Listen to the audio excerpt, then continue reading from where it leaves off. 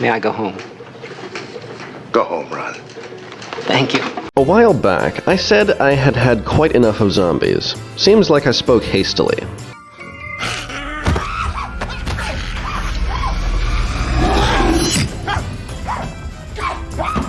Army of Thieves could have easily been stale. I mean, it's a heist movie, a prequel, and almost a zombie movie. But there are several key reasons why the movie was instead very fresh. First off, the film almost completely ignores its predecessor, Army of the Dead. Sequels and prequels are some of the most unfortunate types of film. Their very nature as a follow-up to a successful movie invites redundancy. Because when a movie about, say, genetically recreated dinosaurs escaping from a theme park does well, very few people would go to a sequel where there weren't any dinosaurs. As a result, sequels and prequels are mostly their predecessor repackaged. If you don't see how pervasive this is, then imagine if the dinosaurs didn't escape in Jurassic Park 2. If there weren't aliens in Independence Day Resurgence, or if the sequel to The Shining was about Wendy meeting a nice guy, like a sailor maybe, and didn't feature ghosts or the Overlook Hotel. You get the idea. Cautionary note, exercise caution when deciding what part of the predecessor to ignore. We don't want to, kill the whole idea of the franchise. Well, one of the most important aspects of Army of Thieves is the absence of zombies in any large role. Screw the zombies! Instead, the film focuses on heists and the fantastical vaults, fleshing out an unexplored aspect of the world in Army of the Dead, namely, why the vault was so weird and called the Götterdämmerung, which for sure I'm not quite saying right, so here's Sebastian. Götterdämmerung. Much better. But, more importantly, this means that from a world-building standpoint, Army of Thieves brings us into things slowly. If this was the first film, the zombies would seem very random, but I believe would blend into the rest of the movie. And instead, we'd think of it as a sort of unusual but refreshing heist film with bizarre vaults. Then, when we go into Army of the Dead, we'd have context for basically everything that happens through the prism of what we already know.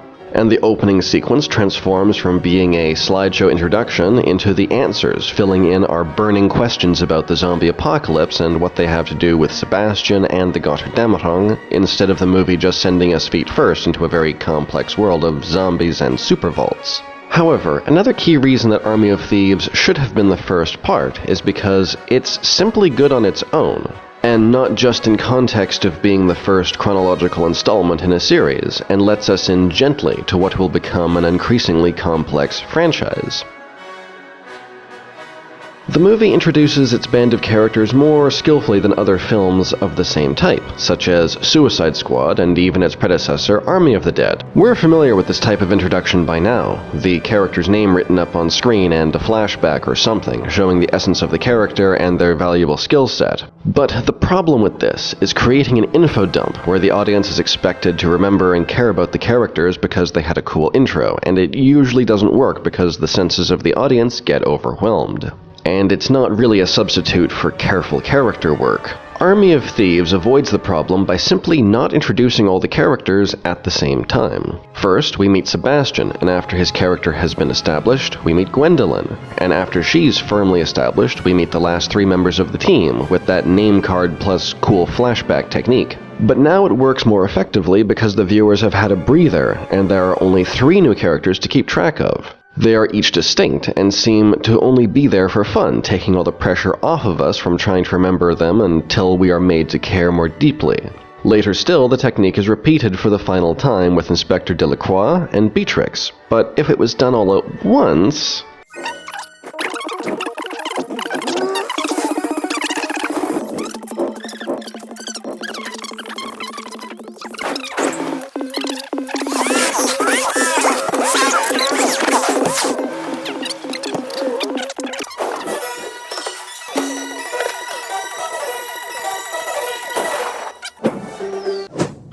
Any questions? No. Yes, many.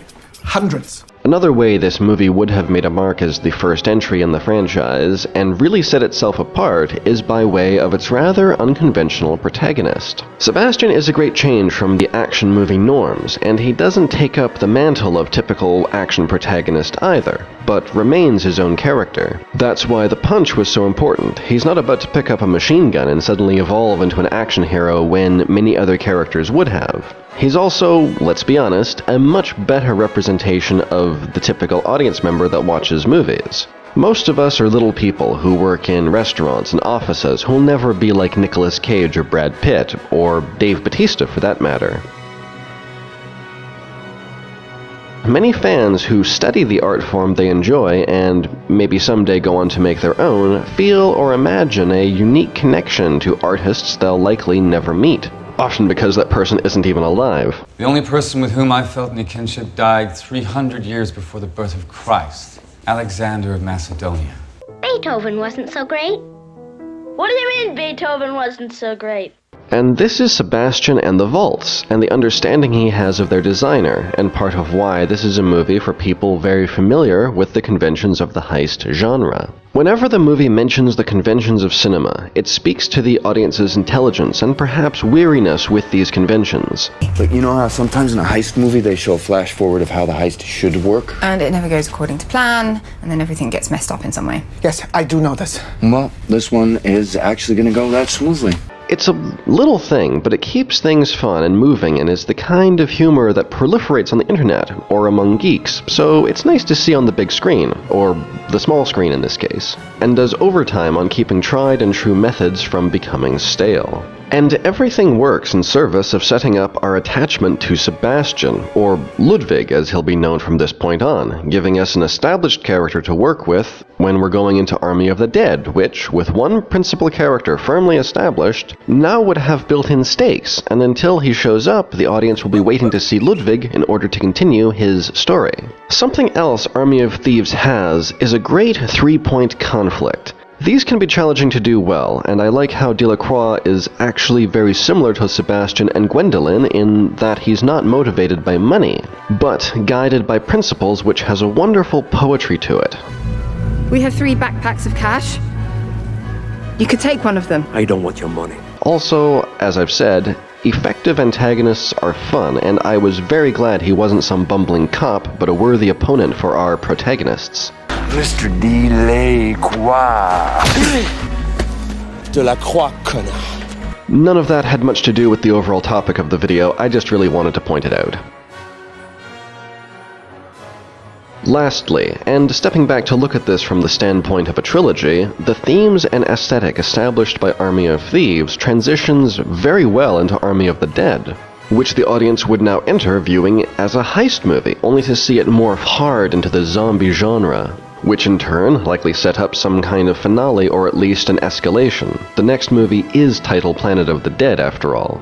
In summary, Army of Thieves is a rare prequel in that it truly enriches the experience rather than merely expanding on it. It avoids adding useless details or betraying what was established and should really have been the small acorn from which the tree of the Army of the Dead franchise was grown.